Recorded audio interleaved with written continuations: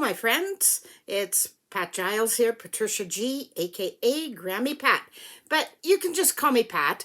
You know, about a week ago, cheers from Starbucks, by the way. About a week ago, I asked anybody who wanted to join along with me in my low carb, healthy fat way of eating, then please do. And a number of people sent me messages and said that yes, they would like to follow along. Well, this little video a week later is going to be about the struggle.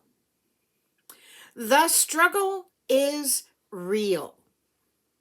How are you guys doing? I hope you're doing better than I am, because this time around I am struggling. You know, the first time I went through this and getting myself off of carbs, it was easy peasy, and I don't know why it was so easy back then. But this time around, it's not so easy. When I went off my low-carb, healthy fat way of eating and just ate everything in sight, the number one thing that caused my downfall was my addiction to Coca-Cola. And you know, the first time I just quit cold turkey, didn't have any more Coke, and that was it. This time around, it's been a real struggle for me. And so I've been doing it gradually. I don't know if cold turkey works better or gradual, but in my opinion, gradual is working. So what I did is I stopped buying cases of Coke, because I need to admit something. I would sit down with a Coke in a glass with ice and just enjoy it immensely, and I would get up and go and get another can and pour it into the same glass with the same ice that hadn't even melted yet. And I could drink 3 cans of Coca-Cola easy peasy. That's 355 milliliters per can. So that's 3, 6. That's almost a whole liter of, well, it's more than a liter of Coke. Anyway, there's a bug in my house. Anyway, so I stopped bringing Coca-Cola into the house. And it has made it much easier, but I do miss it. And so I started drinking bubbly. You know, the BUBLY flavored drinks, or as Michael Bublé would say, no, it's not bubbly, it's Bublé. I don't know if you've seen the commercials for him. Maybe it's a Canadian thing. Anyway, just wanted to talk to you about my struggles and tell you that the struggle is real. So if you're having problems, don't fret about it. You can do it. You can do it. I know I can do it because I've done it before, and I am going to do it again. The struggle is real. I also wanted to share with you some information from Dr. Jason Fung. Like I said before, he is my guru. He's my go-to man. And you know, even though the struggle is real, I haven't not done anything. I've started rereading the book, The Diabetes Code, and I go on dietdoctor.com and listen to all the doctors on there talk about this way of eating, low carb, healthy fat. And there's tons of recipes on dietdoctor.com. And what else can I say? It's full of podcasts, and Dr. Jason Fung actually has a number of videos on there, as well as some of the other doctors. I can't remember their names because Jason Fung, that's the word that sticks in my head. Anyway, it's an excellent website, and no, I'm not getting paid.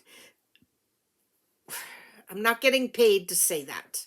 So I'm just going to give you a little bit of information that I've reread recently out of the book, The Diabetes Code. Now, I am reading my book on a Kindle device on my phone, and videotaping on my iPad. Holy moly, am I ever technologically up on things, aren't I?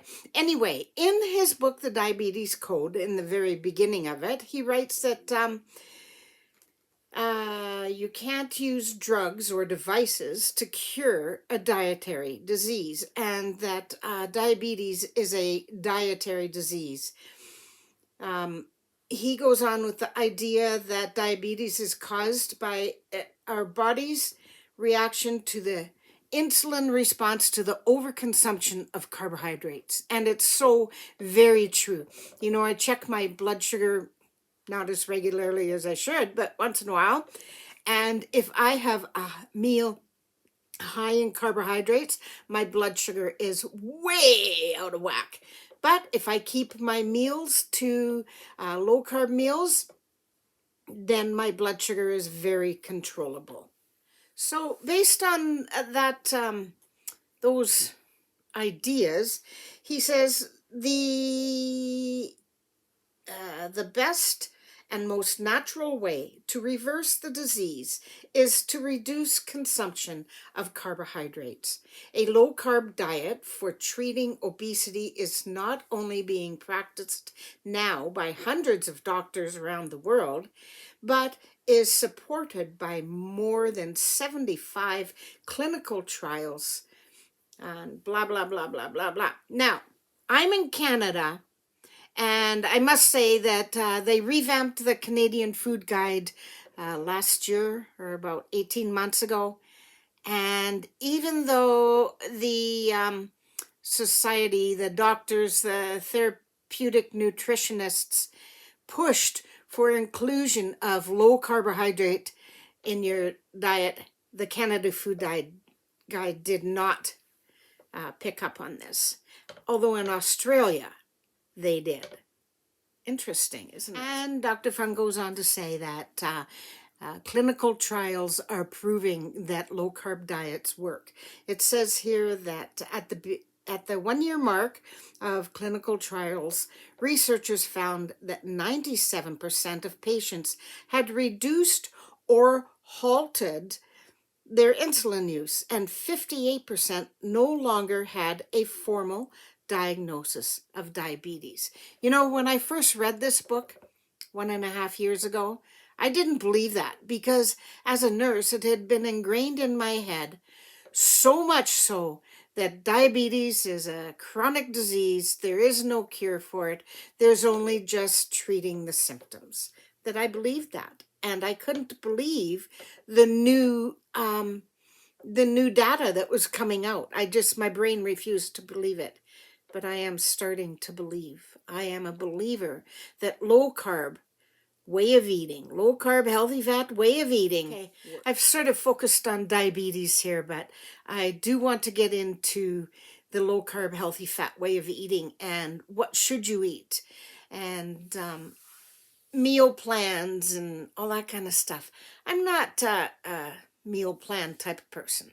I can't follow a meal plan for somebody else to make out a plan for me, even if I'm involved in the making. And it's a 7-day plan. I don't follow that thing for 7 days.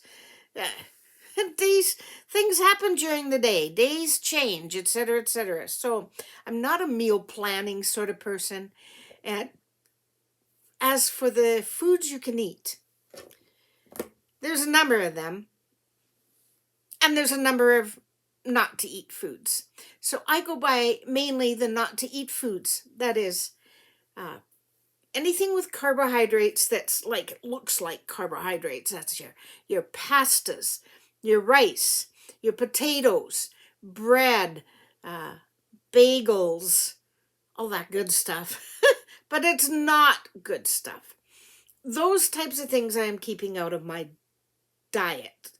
So when you break it down, those things, all except for the potatoes and the rice, like the bread and the pasta and the bagels and that sort of thing, they're made out of grains. So in my mind, I'm saying, okay, no grains in my diet. And I'm really, really trying to stick to that. And I can. Yesterday for supper, I went to my daughter's and we enjoyed pizza. Now you think, oh, pizza, yeah, that's full of grains. The crust, and it's not healthy, and blah, blah, blah, blah, blah, blah. I had a cauliflower crust pizza, and it's available Well, this one was available at Pizza 73 and it delivered to our door. There's another place in Edmonton that makes really good cauliflower crust pizza, and that's called Love Pizza. And it's downtown on 109th Street and just off Jasper Avenue, in case anybody is listening from Edmonton and they want to go check it out. Love Pizza for their cauliflower crust pizza. For the life of me, I can't figure out why the top of my head is being cut off in my videos. I have lots of learning to do.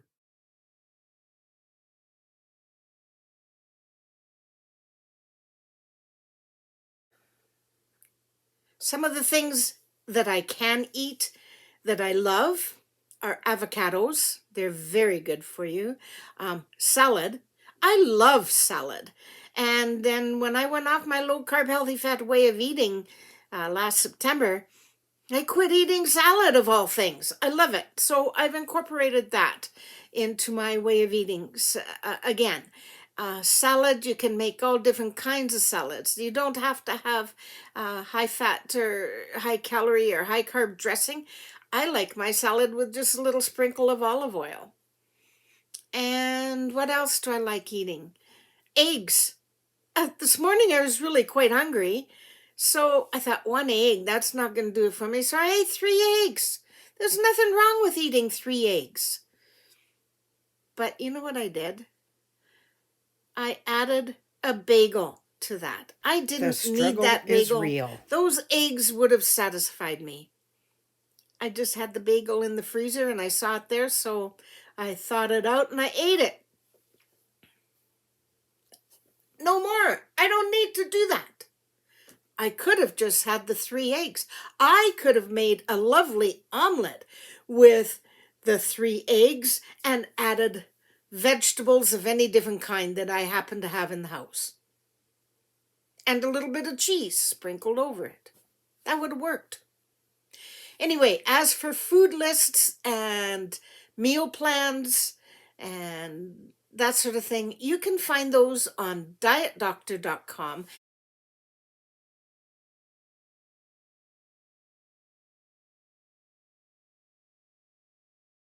Unless things have changed over the last year and a half, you might have to pay for it. And once again, I must say that I do not get paid a penny for mentioning that website name, but it's one that I found was very, very helpful to me. So if I can figure out how to put a link down below to this dietdoctor.com and to Dr. Jason's books and to maybe a podcast from his website, I will do it. If not, just remember dietdoctor.com, and that's where you're going to get all your recipes and your food lists and your meal plans. You don't have to pay for it. There is a portion of that you can pay for. It's got a 2-week free introductory. I've never paid money for it. I got all the information I need. Anyway, with that, ladies and gentlemen, my friends, I wish you the best in carrying on with this healthy way of eating, and take care. Let's keep in touch. Oh, one more thing. I have set a goal for myself, and this isn't to do with my way of eating. This is a goal for my YouTube channel that by the end of March, I want to hit 200 subscribers. So if you could help me out, that would be really, really great. Just hit the subscribe button down here. It's right down there. And then right beside that, there's a little bell. If you want to know when I post further videos, you can click that bell. And give this video a thumbs up. Please, please help me build my YouTube channel. Okay, I'm not begging. Really, I'm not begging. I'm out. Bye.